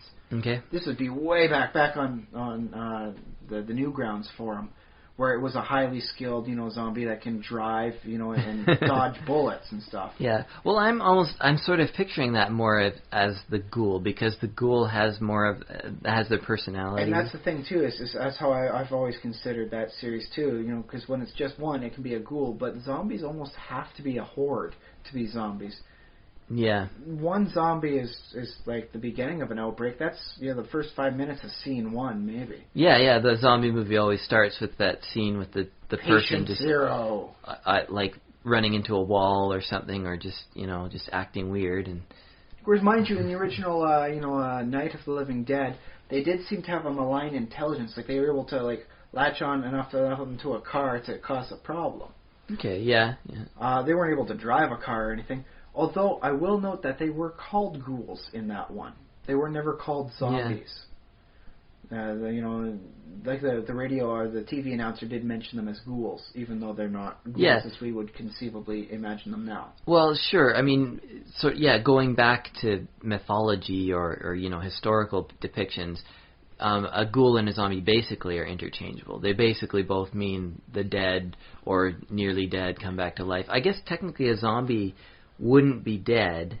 If you go back to the voodoo tradition, a zombie is a living person who just had their will removed. Well, as it turns out on the whole thing, sorry, we'll edit that out. As it turns out with that is, what happens is they fake the death with the person. Like they get the poison in them.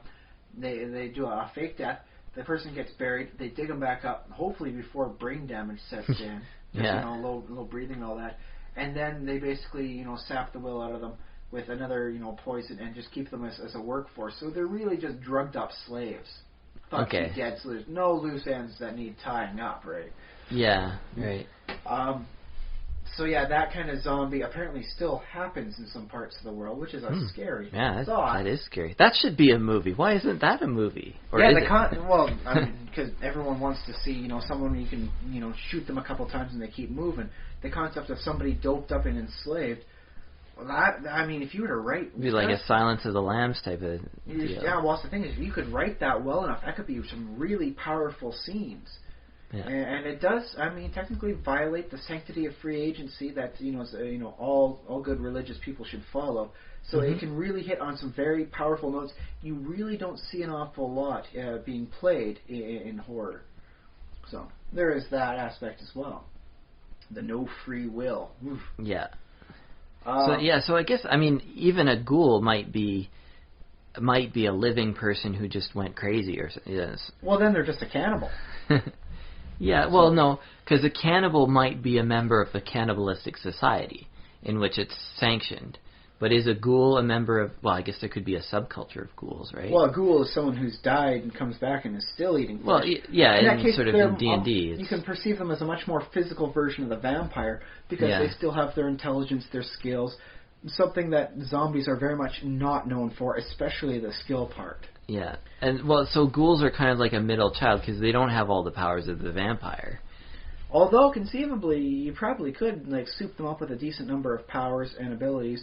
I remember in D&D having a lot of fun giving them just a burrow speed. And oh my goodness, did that change things. And the look on a player's face when, they get grappled from beneath and start getting pulled under the earth. Oh. No, that'd be pretty awesome. Pretty good. That was pretty fun, and that was a real good suspense on the whole thing. Yeah. So, and let's face it, ghouls are known to do the burrowing thing, to get to the freshly dug, graves and all that. Yeah. So, mind you, zombies are able to get out of their graves somehow, so maybe they got like a short-term burrowing ability, depending on who they are.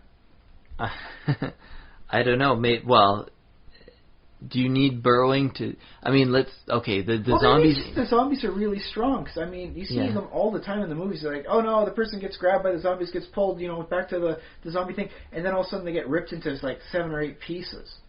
And the zombies don't seem to be showing, a lot of oomph, pull harder, need more leverage.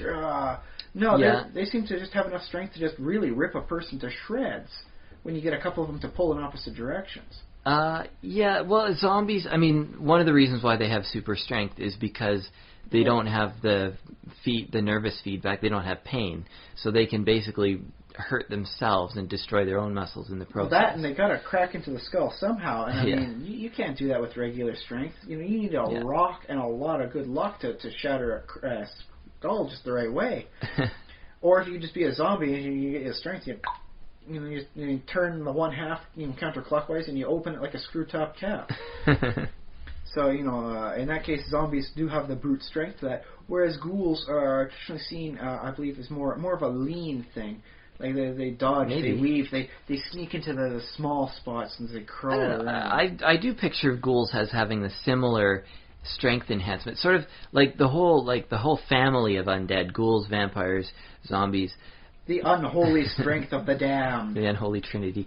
There are others, but they have super strength as sort of an analogy to the humans who, if you take PCP or something like that, or if you're mentally ill, or you get strength because you're able to sort of surpass your own pain threshold in doing things. You get this superhuman strength. So I think that's where the undead idea comes from, of the undead having this super strength. But they're not seen as the same brute strength as the zombies can be. Okay. From what I've seen of them in many things, they do tend to be, at least more judicial in their application of force. Because I picture them as having the same strength as zombies. But I don't know. That'd be the same as a smart fighter versus a barbarian type. The barbarian's going to smack things around whenever he gets the chance. Smart fighter's going to do it when he can. He's going to dodge out of the way the rest of the time. He'll whittle you down here and there. Yeah, I can see that. I can see because the other thing about ghouls is, in theory, they were some sort of person and they actually retain some of that. So they might still have, if they were a ranger or, a fighter or a ninja or something like that, then they would retain that ability. And ghoulish ninjas, that could be pretty badass. They would retain those skills and bring that into their afterlife, or their unafterlife, after unlife. Their second life. But we probably don't want to use that term. That's already been taken for a free MMO type thing. I don't know. Second Life, I had that for a while, but I'm not sure if it still exists. It must still exist. I thought it still existed. Okay. I haven't heard anything about it shutting down, but the term has already been taken. It means something else. Their new life. Yeah. So. Okay, now how about this? There have been some very radical differences from there. Lovecraft's work has been usually just stolen and pirated. When I was first reading through his stuff, I was like, I know how this ends. It was a human all along. Because I had seen that sort of story done so many times, and it wasn't until I was done the one, it's like, it's not that I was able to foresee the ending of the story. It's just that people had copied that sort of style so many times. Of course, I already knew it. Yeah. But the one thing that people really haven't copied is his ghouls. Okay. They start off as almost their own kind of race of self-breeding things, bigger, stronger, and they dance sometimes because Pickman's models has got them doing weird things. But did they start as humans, or even before that? Well, the thing is, apparently some of them start as humans, some of them breed true. Okay. It was a weird thing, and it was never really determined whether or not that was like two subspecies or what the heck was going on there. But as they get older, they like lose other parts of themselves until they're nothing more than like a giant worm with a human head. Now, when you say giant, it's like subway like car. Oh, that big. Okay. Yeah. Yeah. Apparently they get big and nasty like that, and so they have different stages of their undead lives.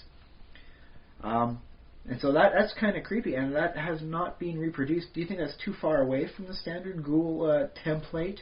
Well, what must be? It works for one story. I don't know if you could, Well, or a few short stories, that touch upon each other. Because, the reason why so many ideas of Lovecraft's do get adapted into other stories is because they're versatile ideas that can tell multiple stories. I don't know how many stories you can tell about people that turn into giant slugs. Well, the concept of being underneath the ground and all of a sudden, there's a giant, like giant human-headed worm coming after me because it wants to eat my flesh. That adds a lot of drama to the scene.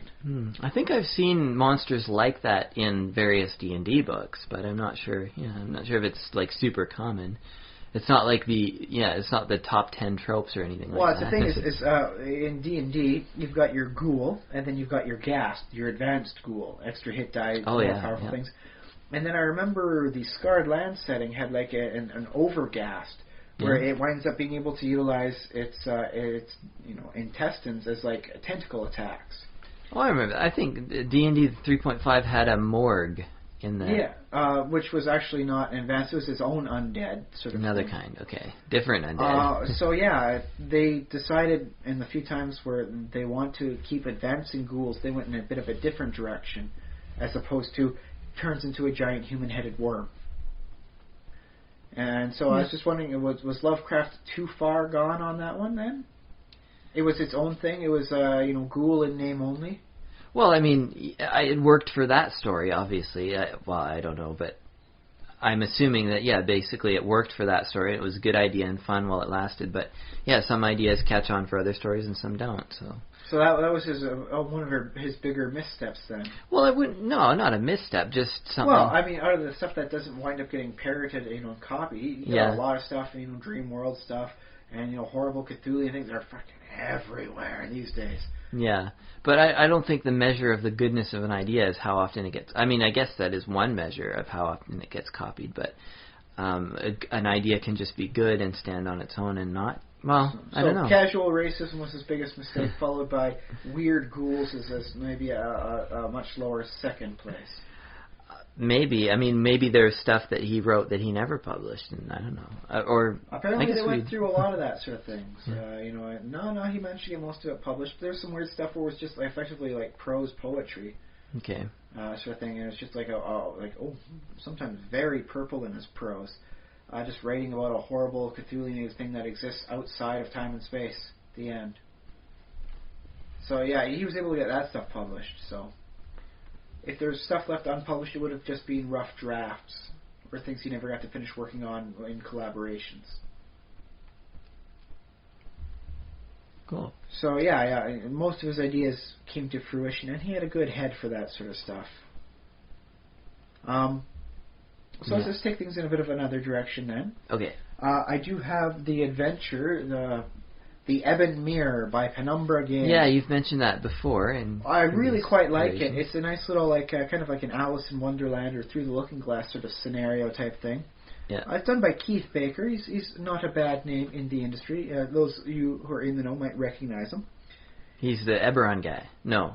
Who is he? Well, he's done a few other things around there. If you look enough at the stuff, you'll see him. And if you hunt back through the Dungeons and Dragons stuff, his name crops up here and there. Okay, yeah.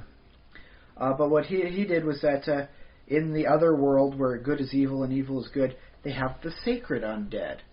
Right. And he manages to work things, not as a perfect analog, and all that, but their sacred ghouls are much different. They eat, flesh, as a way of symbolizing getting rid of the sin of the corrupted human being, sort of thing.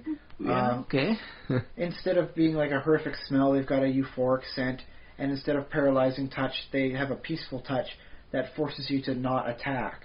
you just get your groove on with the universe as you try and get out of everyone's way. Which I think is actually a really nice ability that could possibly get reused in a few other things, especially for some prestige classes involving diplomacy.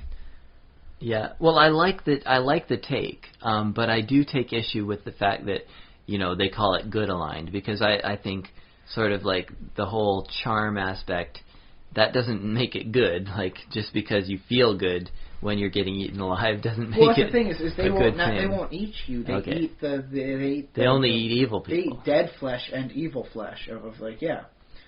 They're the gods' attempt to remove the sin of the corrupted human, elven, dwarven beings. Skeletons represent the core, goodness that can exist within everyone. Okay. The sacred vampires exist so that they can physically remove the sin. They would be like a sin eater, as you see in some churches. Yeah, so they could be like sort of good aligned, or at least allies for the players, I guess, is what. Is what they wind up being in the adventure. And in this case, the sacred ghouls are there. They're like, they cleanse the bland. It would be like seen as like the decaying bodies of humans, elves, and dwarves, which are evil in through the looking glass there. Yeah. They're seen as like, they could be seen as like corrupting the landscape itself with their sinned flesh.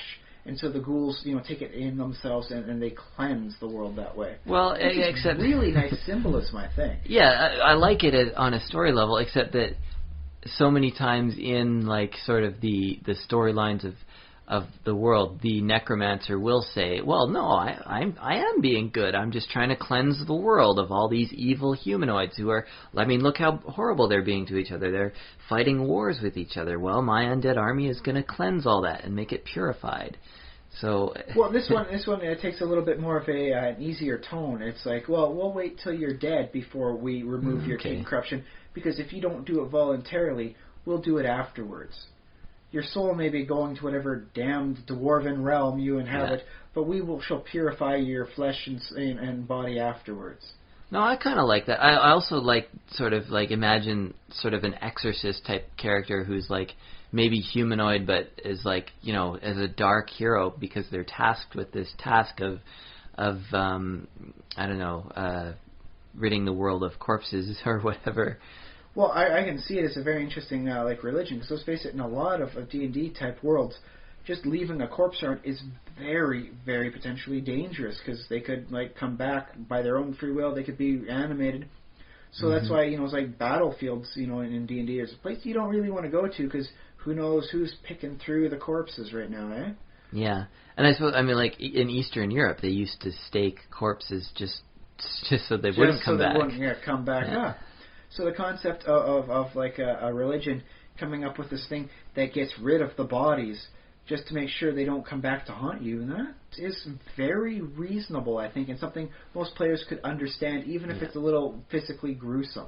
Now, is there a reason why they're... Well, I guess for this adventure it's because it's supposed to be the mirror world, and it's supposed to be good is evil, evil is good, or like, mirrored.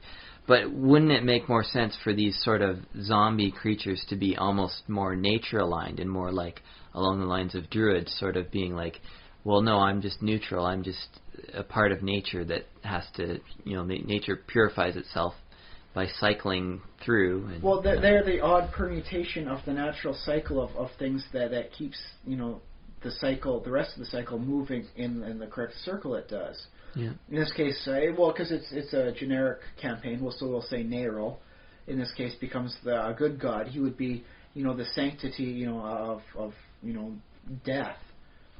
And so in that case, there's so many corpses of these evil, humanoids, causing the rot could conceivably cause bad permutations. He cleanses that to make sure things progress naturally.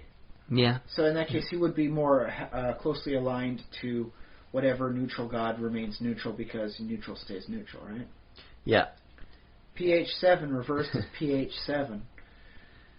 Yeah, probably. And yeah, that's like another...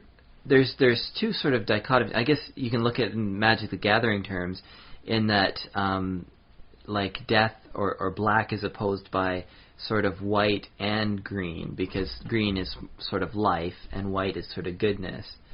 And white is healing, so that opposes the corruption nature of death. Green Yeah. is growth, and that opposes the decay of death. Yeah, I believe is how they wind up phrasing it. Something like that. So yeah, you have the undead have sort of two enemies. It's the natural enemies, and then the civilized, both druids and paladins in this case is what it would wind up being in D&D terms. Yeah. Whereas through the Looking Glass sort of thing, neutral remains neutral, but evil becomes good. So Nero would be weirdly aligned with maintaining natural preservation while sanctifying the corrupt. Yeah. Which is interesting, but I did want to bring that in to point out like the more metaphysical nature of ghouls, because with vampires, oh boy, you can dig in, like, what does this mean? What does the blood drinking mean? They're not really drinking blood, they're drinking your soul. Oh yeah, makes sense. And so, can ghouls have something similar on that? Because in this case, they're the sacred ghouls. The eating of the flesh is like sin eating. They remove the corruption from the body by removing most of the body. Yeah, or you can picture, like, you know how even in modern times they use maggots to clean out wounds. Very interesting way. So in that case, you could see the ghoul as being, well, in standard D&D, evil, but a better kind of evil, because he would be opposed to necromancers. Necromancers, hey, no. No, I need skeletons and I need zombies, and you're not allowed to eat the stuff because you're getting rid of my resources here. Although if they just eat flesh, wouldn't they leave skeletons basically? Or do they eat? They eat the bones too? On marrow a lot. Yeah. So they crunch the bones up. I assume they can eat bones. Seems like a thing they should be able to do. Yeah, they are monsters after all. Yeah. Hey man, pigs can eat bones too. That doesn't make them monstrous. It just makes them thorough. So, okay. So in this case, in your, I guess, ideal campaign, would, despite the fact that they're both evil, would ghouls be contesting, bodies with necromancers because they're both fighting for the same resource? Yeah, I'd say so. I mean, like in most campaign worlds, I think evil sort of fights. Yeah, evil sort of devours itself and competes. Better way to show it than a ghoul eating a necromancer. Yeah, and then of course, if your necromancer is sufficiently powerful, then he can take control of the ghouls and have his own little ghoul army, and they do his bidding. Yeah, but they're going to get hungry, so what's he going to do? It's like, well, I don't want to really heal this thing. This zombie's only got like 3 hit points left. Feed it to the ghouls. Yeah. I'm just about maxed out on the amount of undead hit dice I can control. This guy's pretty rotten. Ghoul time. I mean, is there rules? I don't. It depends on the game, of course. But in D&D, I think the ghouls, they have to eat. Like, there's or nothing that actually they lose power. Forces them to eat. You could nail one into a coffin and wait until the wood itself rots away before the ghoul gets out, and it wouldn't suffer penalties. Well, unless you're going with the extra rules in, I believe, the Libris Mortis, in which case they would be famishedly hungry, and until they get a good something to eat, they're suffering penalties. Okay, yeah, so there are some alternate rules in some systems where, in the advanced splat book stuff, if you want to go beyond the standard. And I suppose on some level it's just up to the DM to decide, well, if there's been ghouls in this dungeon for 300 years, these ghouls have been in this dungeon, they're going to be pretty hungry, or they're just going to have not survived, and you'll find corpses instead of ghouls, or something like that. Just one really hungry ghoul, and, he's got, like, the head of one other ghoul that he uses to talk to keep himself partially sane. Oh, I think we should eat them. I think you're right. Rawr. Actually, would he just have the head, or do you think the head could still be animated, maybe? Well, the head might still be animated, sort of thing, but he's just putting it on his own little sort of stump sort of thing then, in that case. just so that way it can maneuver around instead of, just like a talking head on the side. Yeah. Which worked for that lollipop chainsaw sort of thing with her boyfriend. Let's do things a little bit differently. He only gets 1 claw attack and an extra bite attack. Well, it's a good thing he took that measure. Otherwise, you don't know how insane he'd go. Well, I mean, that's the sort of thing. As it is an intelligent undead, it will have some, psychological demands. Yeah. Like, okay, maybe they're not as demanding as vampires. Vampires have to be around people, and even if they're just, getting a blood sacrifice, sent up to their room every time, they're going to start suffering because they're very social creatures. Yeah. Whereas ghouls, I think, maybe they're a little bit more like dwarves, or they can go a while without needing anyone else, but they will get lonely because they're intelligent, and because they're intelligent, they're going to have more demands than just basic physiology. Yeah, I would think so. And I guess that I wanted to ask about ghouls and what you think of the sort of the transition, because normal people don't particularly like eating human flesh, or normal people don't act ghoulish. Normal people don't. No, it still happens from time to time, but those aren't normal people we're talking about. So if a normal person somehow died and came back as a ghoul or something like that, I think sort of the idea is that they would retain personality. They'd be based on the person that they used to be. So wouldn't they be freaked out by having to suddenly eat flesh to live? And wouldn't they just simply prefer to die? Or is it sort of a compulsion? I think it could work a lot more like a compulsion, like vampires. The concept of sinking your teeth into somebody and drinking their blood probably isn't very natural. But vampires still seem compelled to do it because they are the predator. Yeah. They have to hunt. They need the life force. So a ghoul is kind of like a junior vampire almost. Let's just put it the more physical cousin to the vampire. And vampires can still be neat, and the victim can survive after the first time. But unless, the ghoul's got something to cauterize a wound, that person is losing a limb at the best and bleeding out. Sort of thing. Otherwise, maybe take a snip off at a time. That's pretty darn dark that way. I should only take what I need off you.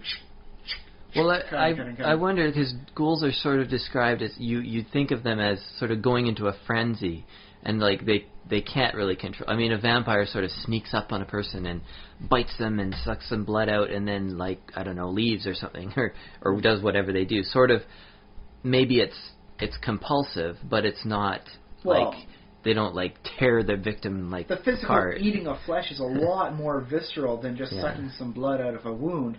So I can see a ghoul, at least while he still retains the essence of their humanity, disliking it until they get to the point where I need to eat something, and they just go nuts. Eat your flesh now. Oh, I'm going to feel remorse for that later, but I was so hungry. So there is some aspects about that you can wind up looking, especially if you want to tell a good tale, and you don't want no sparkling vampires in your story. Then you can go with the very physical ghoul, I need to eat the flesh. Yeah. Zombies have worked with the I need to eat the brains to remain intelligent sort of thing, so I need it so that I can continue to be. But the concept of a ghoul eating the flesh, I think works significantly differently. You don't have to worry about that being seen as much of an overlap. Although, could you have sparkling ghouls? How would that work? They ate the vampire and then they farted. A little back behind there, and they leave a nice little sparkling pile behind them the next day. Because yes, if you are eating constantly, there's something still working in your digestive tract, even if you're undead. So everybody poops, and that includes ghouls. Wow, okay, that went to a different place. I'm just going to come out and state that, because some people say, no, they process it and eat it, and then nothing ever happens to them. No, if you're eating, and you're eating enough flesh to be the same as a ghoul, you're going to have some side effects. Although, I can imagine a universe in which the ghouls simply, they don't last very long, but they simply just eat whatever they can, and they just get bloated until they're... Well, that's one of the things that happens with Lovecraft. That's why they start getting so big and turn into the giant worms. They get bloated with overeating and the desire for more flesh and all that. Yeah. And other weird Lovecraftian things happen that were not meant to be known by mortal minds. And maybe it's simply the case that the ghoul lifestyle just naturally isn't that long because other ghouls will eat you. I could make for an interesting encounter too, sort of thing, that where you can't even trust your own new kind. It is very predator on predator because you don't encounter a lot of vampires drinking vampire blood unless you're in the masquerade and there's some dark things happening.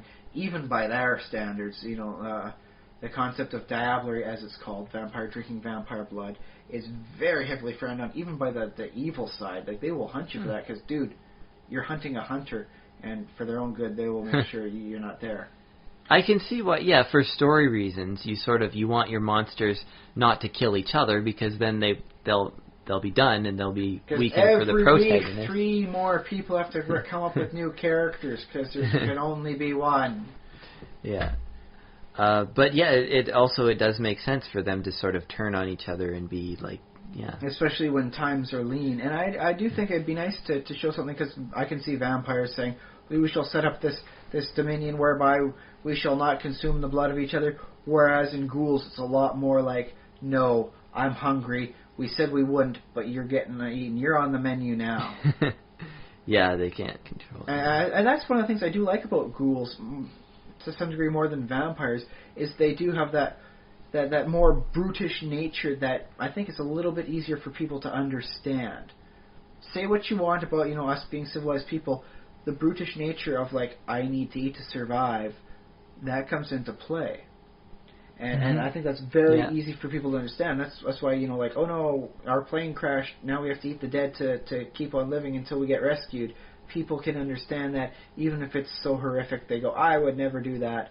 Yeah. When deep in the back of their head they're saying, or would I?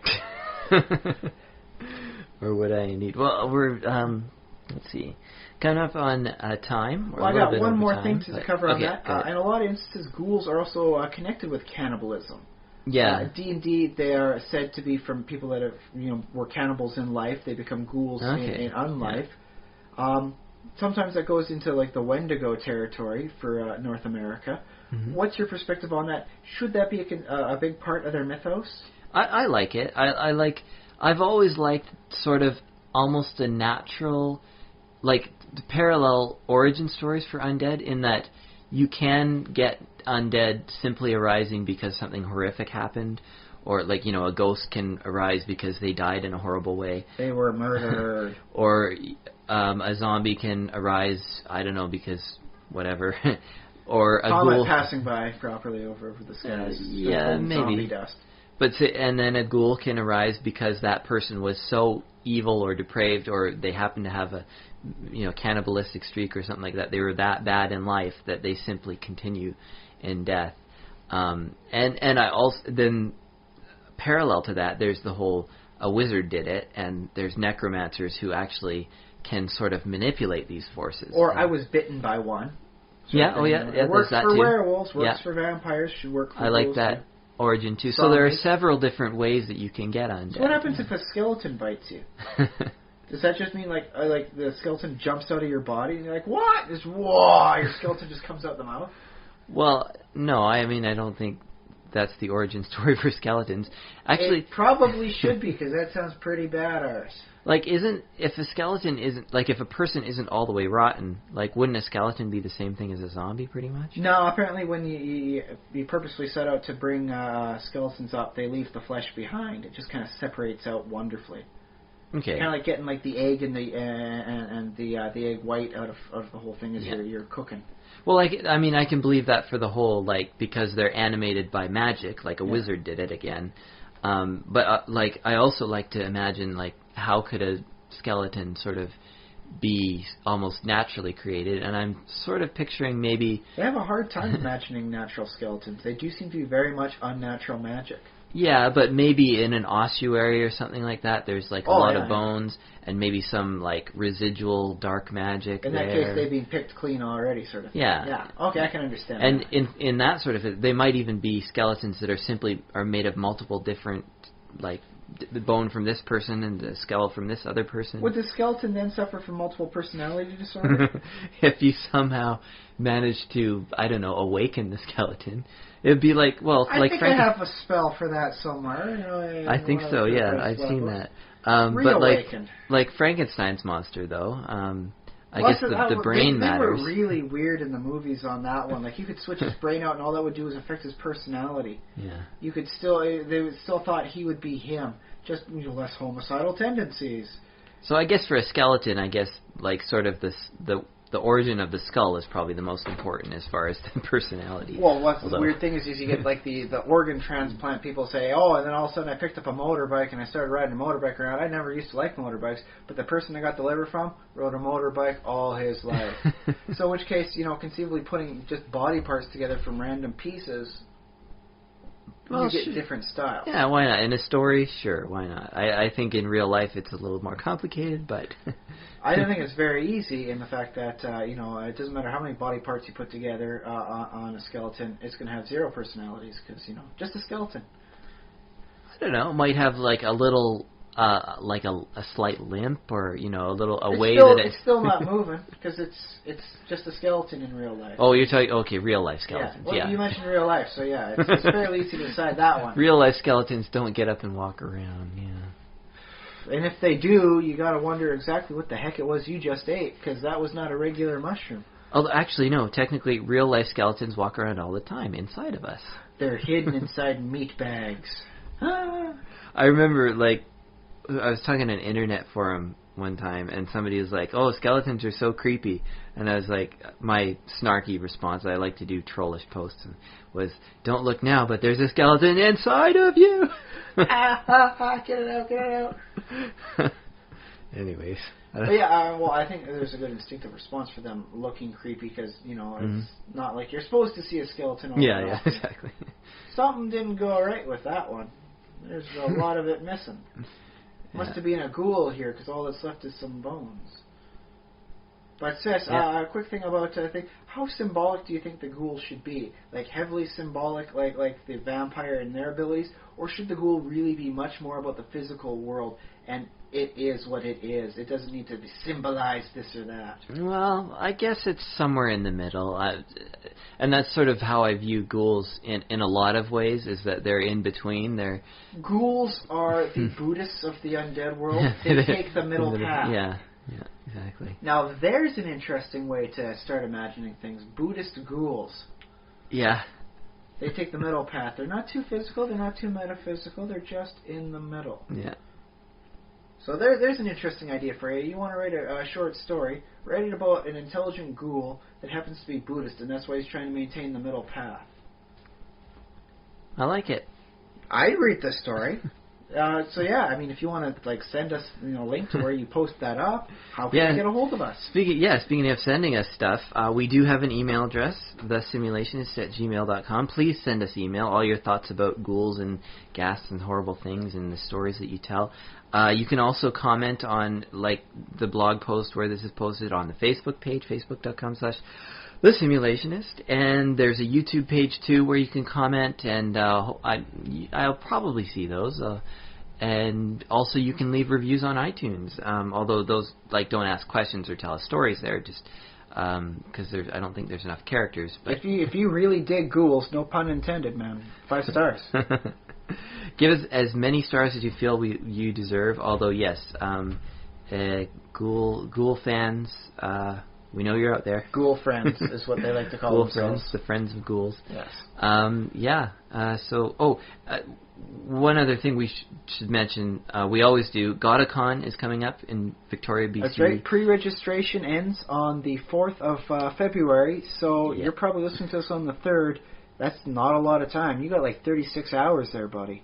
Yeah, but you might be listening to this next year, so it might be coming up again in February 2015, 2016, 2017. Check up to find out when the pre-registration ends if this is a very far back podcast. Don't get left behind. You get goods. You get loot when you pre-register. Yeah, that's true. You get some loot. I'm ready. I'm pretty sure. Yeah, I'm registered. Yeah, I'm registered. I'm going to try and get my brother registered and all that, and see what's going on. And also at GodaCon, that same weekend, we're going to have your two brothers are going to be here. Well, ideally, both. Okay. See if they can both make it and all that. That's the plan. That is our current plan. So we're going to have them on the podcast, so that's going to be cool. 3 Kirkbys and a Treleaven. Yeah, it's going to be good. Plus a little bit, maybe another Kirkby in the background, with the crying. Hopefully not crying. Hopefully laughing. Not. It happens sometimes, depending on her mood. She's still capricious. She's young. Yeah, you can't really blame her only being 1 year, 14 months old. Yeah. So, all right. In that case, until then, take care out there. Keep thinking about everything that you encounter. Keep thinking about everything. Indeed. Yeah. Well, that's kind of how I live my life. I watch something, I study it, I learn. Yeah. Thanks for listening all the way to the end. A little bit longer episode this week. And send money.